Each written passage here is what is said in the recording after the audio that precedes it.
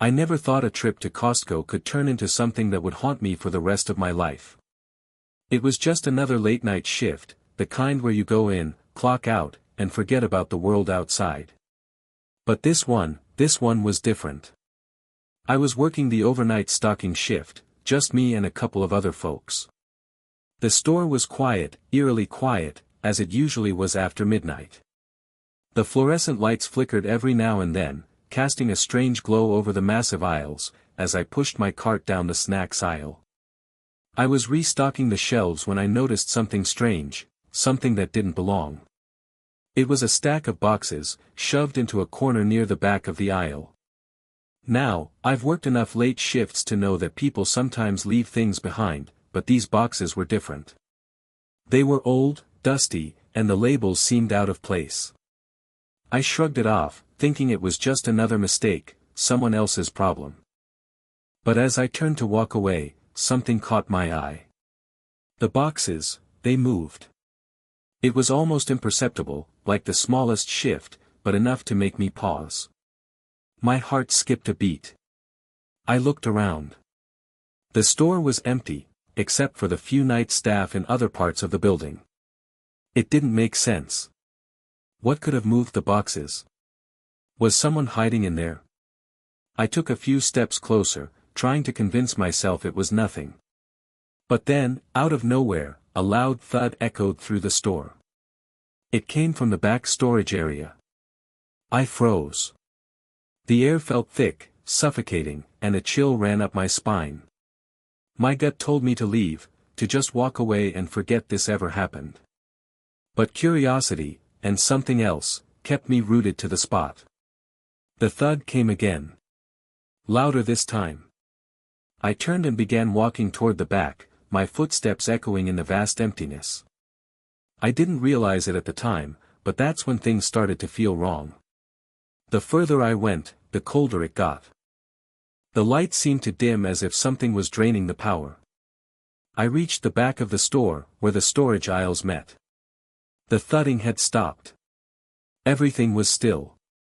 But I couldn't shake the feeling that I wasn't alone. I held my breath and listened. Click. A sound. It wasn't human. It was more like something scraping against the metal shelves, something large, something heavy. My heart pounded. My instincts screamed for me to turn and run, but I couldn't move. I just stood there, frozen. Then, I heard it. A voice. Help. A faint whisper, so soft I almost convinced myself it was my imagination. But there was no mistaking it. Someone, something, was asking for help. I didn't know what I was walking into. But I had to know what was behind the sound. I stepped forward. I wasn't sure what made me move closer. Fear should have had me running, but something kept pushing me forward. Maybe it was the voice. Or maybe it was something deeper inside me, the strange, insistent need to uncover the truth. I couldn't just leave it at that, not when someone might be in danger. I rounded the corner where the sound had come from, the narrow aisle between towering shelves blocking my view. The store was so silent now that I could hear every breath I took, every heartbeat pounding in my chest. I squinted into the dark space, the dim lighting barely making a dent in the shadows. The air smelled stale, like it hadn't been disturbed in years. Then, I saw it. At first, it was just a figure, shrouded in darkness, hunched over in the corner. My first instinct was to call out, but something stopped me. A chill ran down my spine, the hairs on the back of my neck standing on end. This wasn't a person. Not anymore. The figure, it wasn't human. It was far too still, far too unnatural. It had long, thin limbs that seemed to stretch and twist unnaturally, almost as if they were made of something other than flesh. Its head was tilted at an odd angle, and its eyes, if you could even call them eyes, were hollow pits, staring into nothing. The darkness around it seemed to cling to its form, as though the shadows themselves were alive. I stepped back, my heart hammering in my chest. I couldn't move. My body was frozen in place, paralyzed by the sight of whatever this thing was. The air around it felt thicker, suffocating, like it was draining the very life from the room. Then, it moved. Slowly, it turned its head toward me. I could hear its bones creak and crack with every movement, like they were about to snap under the weight of its own body. The whispering started again. Louder now. Help me. I wanted to scream. To run. To do anything but stand there, staring into the blackness. But my legs wouldn't respond. The thing stretched one of its long, spindly arms toward me, its fingers twitching like they were reaching for something, or someone. The fingers were unnaturally long, each one ending in jagged, claw-like nails that looked like they could tear through steel. Please, it rasped. I couldn't breathe. I couldn't think. I had to get out. But my body refused to listen. And then, just as quickly as it had started, the thing lunged at me, its claws swiping through the air with lightning speed. In that moment, I did the only thing I could, I ran. I didn't know how I moved, just that my legs were suddenly working, carrying me down the aisle faster than I'd ever run in my life. My pulse thundered in my ears, drowning out the sound of my footsteps as I bolted past the towering shelves, heart hammering with every frantic breath I took. The store was a labyrinth, but my mind didn't care about that.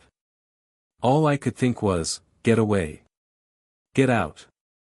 The thought of what I had just seen, of whatever that thing was enough to freeze me in terror. I could hear it behind me, its twisted limbs scraping against the metal shelves, its ragged breathing following me, growing closer with every step.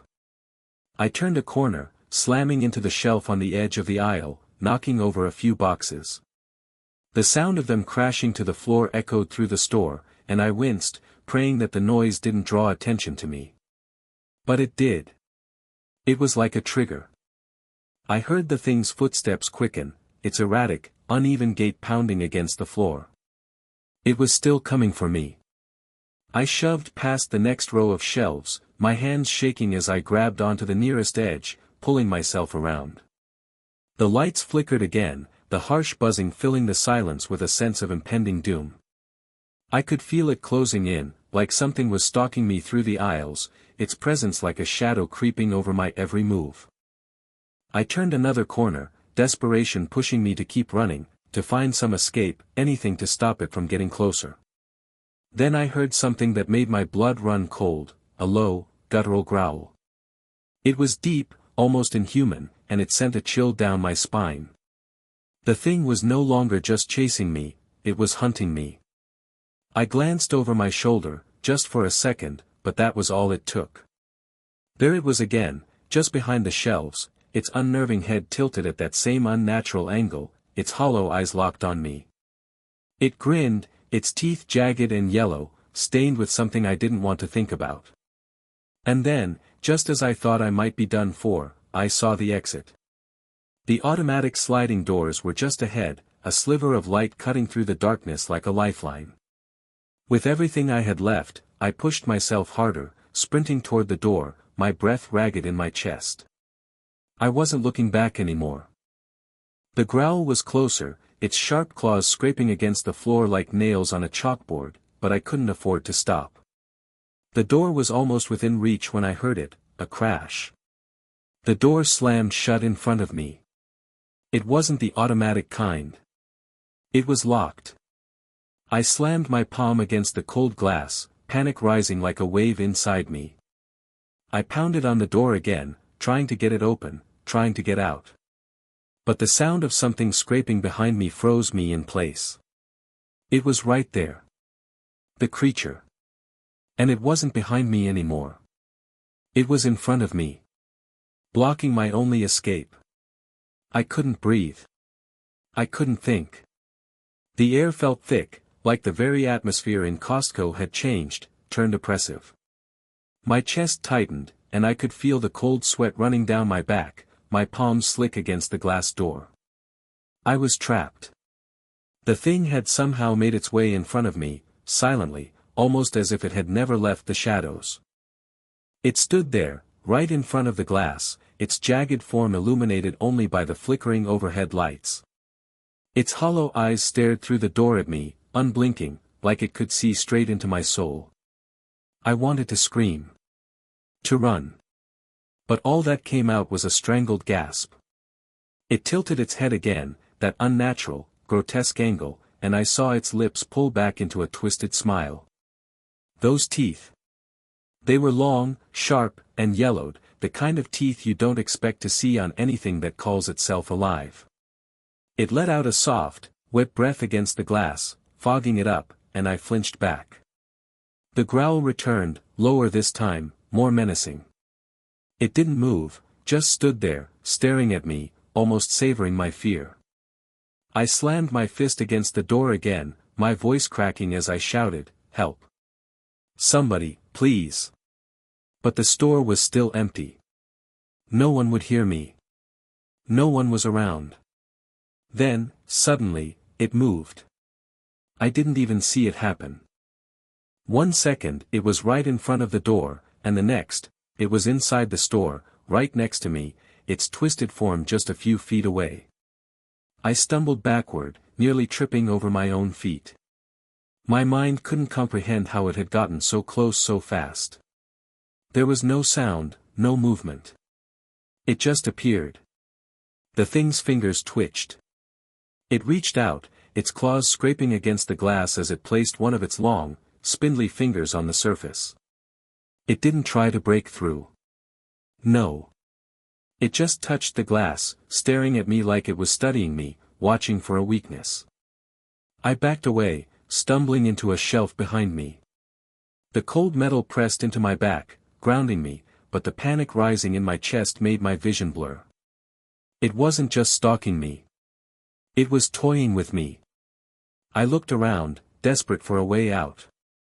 The store was a maze of shelves and aisles, there had to be another exit, another way out. But I couldn't get my bearings. I couldn't think straight.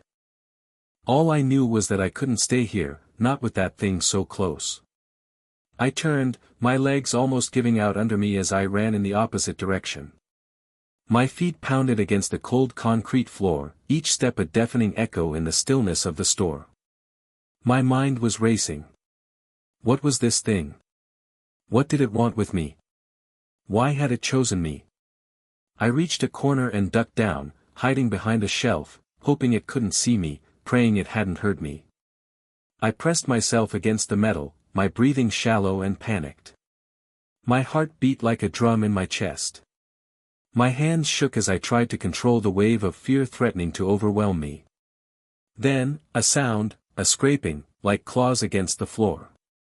It was coming closer. I peered around the edge of the shelf, just enough to catch a glimpse of it. The thing was moving, crawling on all fours now, its limbs unnaturally long and bent, like a spider creeping toward its prey. It was coming toward me. I had no choice now. I was running out of time. The creature was getting closer, and the cold dread that had settled in my bones seemed to tighten around my chest, suffocating me. It moved with an unnatural fluidity, its grotesque limbs stretching and bending in ways that defied logic, its hollow eyes locked onto me with a relentless focus. I knew I couldn't keep running. I was exhausted, panicked, and my legs felt like they were going to give out at any moment. The thing was too fast. I couldn't outrun it. There had to be another way. My eyes darted around, desperately searching for something, anything, that could help. And then I saw it. In the back corner of the aisle, hidden behind a towering stack of boxes, there was a large industrial-looking cart. It was the kind used to move heavy stock, solid, with thick rubber wheels, the kind you couldn't knock over easily.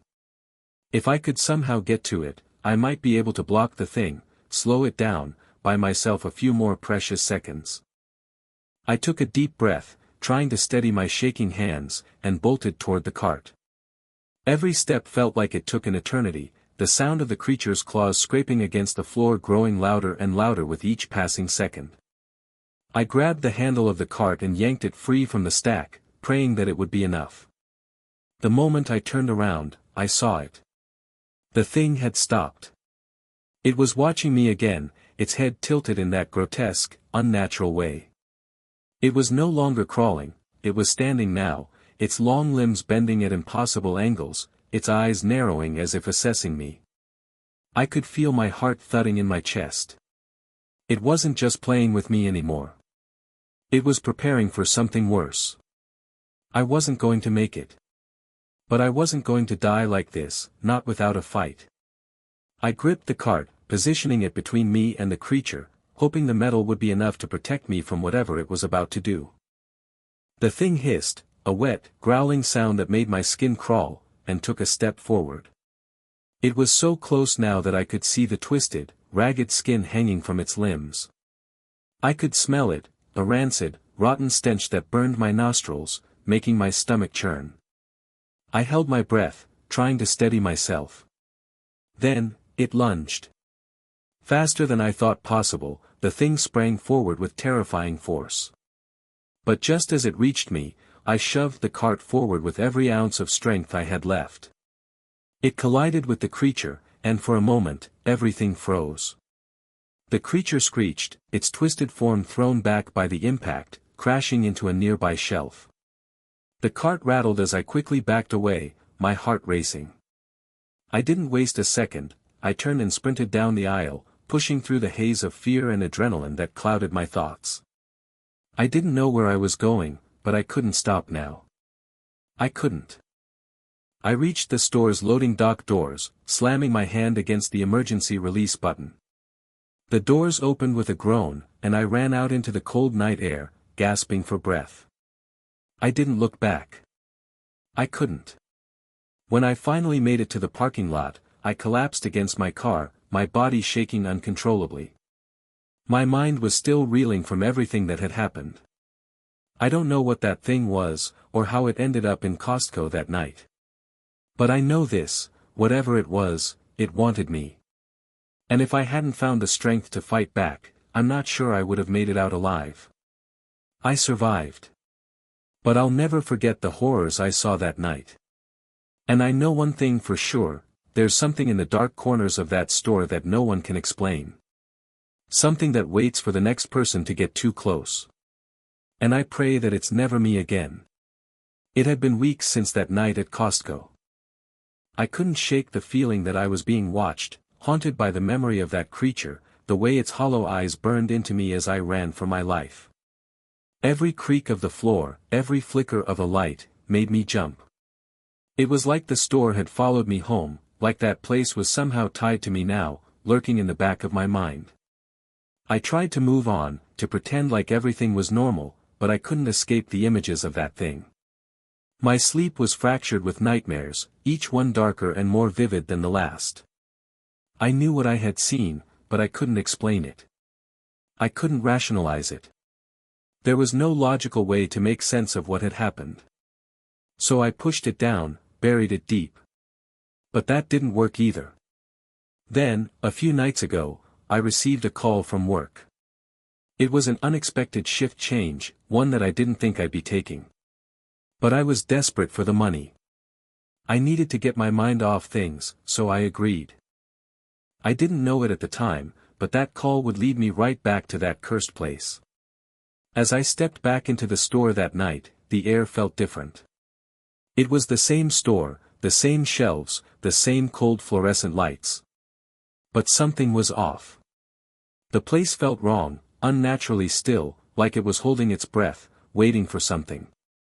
I shook it off, telling myself it was just my nerves. I worked through the night, stocking and organizing, trying to keep my mind occupied. But then, around 3 a.m., I heard it.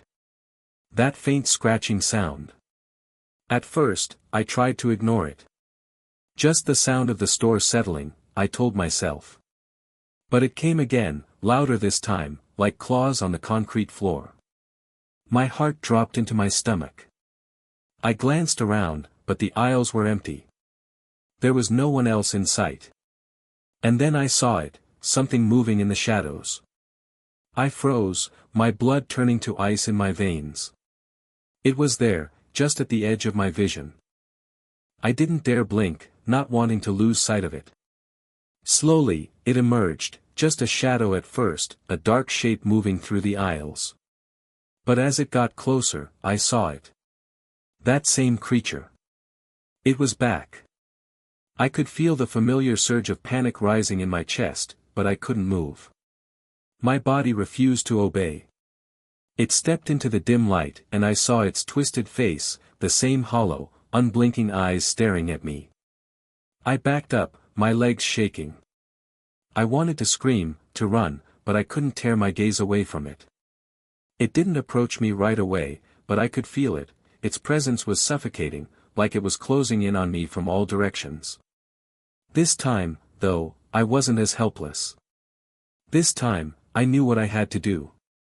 I reached into my pocket and pulled out my phone, my hands trembling as I dialed the emergency number. I didn't care if it sounded insane. I needed help, and if this thing was going to do what I feared, there was no time to lose. As I waited for someone to pick up, the creature tilted its head, as if waiting. Its twisted grin stretched wider, but it made no move toward me. It was playing with me again, toying with me like prey. The operator finally picked up, her voice a strange comfort amidst the nightmare.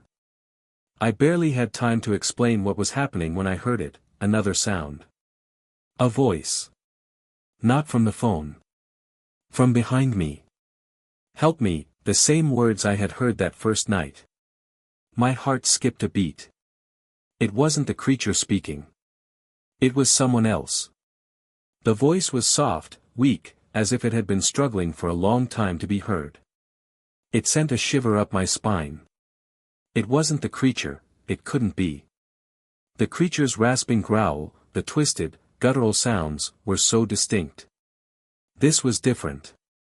I turned slowly, my stomach churning as I tried to locate the source of the voice.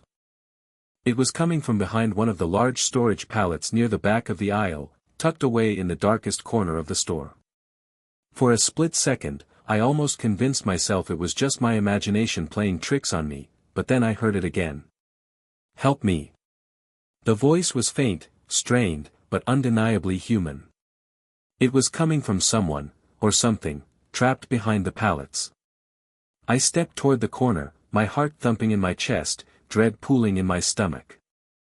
Every instinct told me to run, to get out of there before whatever that thing was did to me what it had done to its previous victims. But the voice, it was so real, so desperate. I took a shaky step forward, barely able to breathe, my eyes fixed on the shadowy pile of boxes. I knew that I should leave, that there was no good reason to go any closer. But I couldn't stop myself. I reached the pile, my hands trembling as I pushed aside the boxes, my thoughts racing. What if it was another person? What if they were trapped, just like the voice had suggested? What if I could help them? The moment I cleared the last box, I saw it. It wasn't another person. Not like I thought. It was something worse. At first, I thought it was just a pile of rags, a shadowy figure huddled against the wall, barely visible in the dim light. But as I got closer, the true horror revealed itself. It wasn't a person at all. It was a body.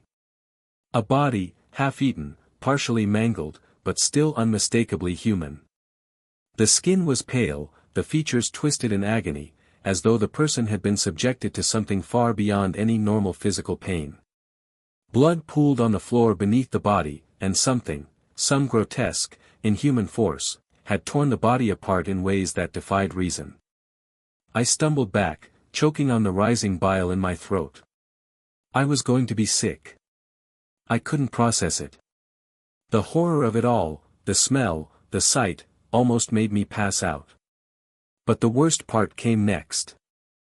The thing in the corner wasn't alone. There, partially hidden in the darkness, was another figure. I hadn't seen it before. It was hunched low, blending into the shadows as if it had been waiting for the right moment. It wasn't human, not even close. Its long, twisted limbs were covered in patches of hair-like growths, and its face, if you could call it that, was a grotesque, distorted mask of a human. It stared at me with the same hollow, empty eyes I had seen before. The creature's lips parted into a sickening grin, and I heard the words again, that same haunting whisper, "Help me." It wasn't a plea. It wasn't desperation. It was mocking me, taunting me, making me realize what had happened. Whoever, or whatever, had been behind this monstrosity was far beyond any natural force. It was no longer human. And it was not alone. My legs buckled, and I collapsed to the floor, my eyes glued to the scene in front of me. The creature didn't move, just watched me as though waiting for something. I didn't know what it wanted, but I knew it wasn't going to stop. It was too intelligent, too deliberate. Suddenly, the air shifted. I felt a presence, something far larger than the twisted figure in front of me. It was behind me. I didn't dare turn around. But I didn't have to. I could feel it. Whatever it was there. And it was closing in. The store was suffocating. The walls seemed to close in on me, and the air, thick with the smell of decay, clung to my skin like a second layer. My heart hammered in my chest, and every instinct screamed for me to run, to get out, to leave this nightmare behind. But something else held me in place. The creature in front of me, the twisted, distorted thing with its hollow eyes and jagged grin, wasn't the only danger. No. The real threat was something far more sinister. It was like the store itself had become alive, as though it had absorbed the darkness and evil that these creatures brought with them. I could feel the presence behind me. It wasn't human. It wasn't even of this world. There was no escaping it. Then, I heard the footsteps. Slow. Heavy. Unwavering. The sound echoed through the aisles, reverberating off the concrete floors like the drums of an approaching storm. I didn't dare turn around. I knew what it was. It wasn't just one thing anymore. The creature I had seen earlier, twisted, grotesque, and inhuman, was not alone. It had company.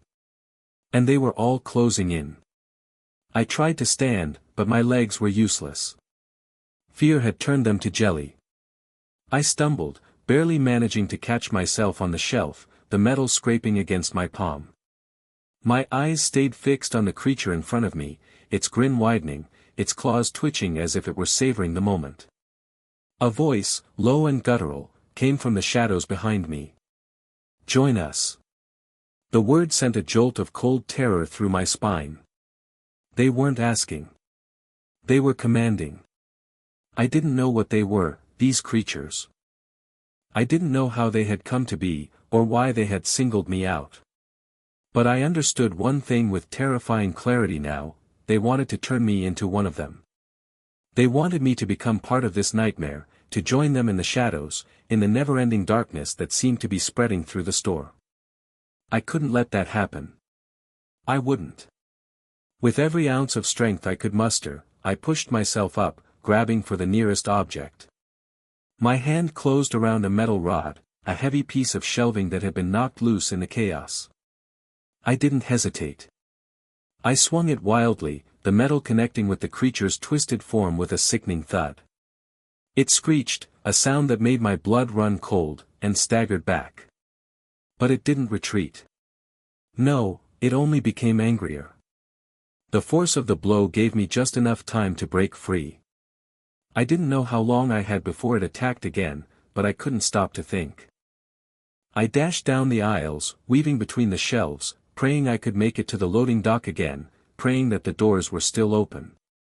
I didn't look back. The lights flickered and buzzed as I ran, the familiar sound of the creature's claws scraping against the floor chasing me from behind. Every breath was a struggle, but I pushed on, desperation fueling my every step. Finally, I reached the doors. I didn't waste a second. I slammed my hand against the release button, and the heavy doors began to slide open with a groan. I barely made it through before the creature was upon me, but I didn't look back this time. I ran into the cold night air, the outside world feeling like a sanctuary compared to the nightmare I'd left behind. I never went back to Costco. I couldn't.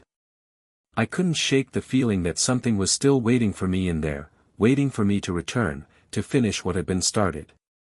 The nightmares have continued. Every night, I hear those whispers, those scratching claws, and I know I'm not safe. I don't know what that thing was, or what it wanted from me. But I do know one thing, it wasn't over. Not by a long shot.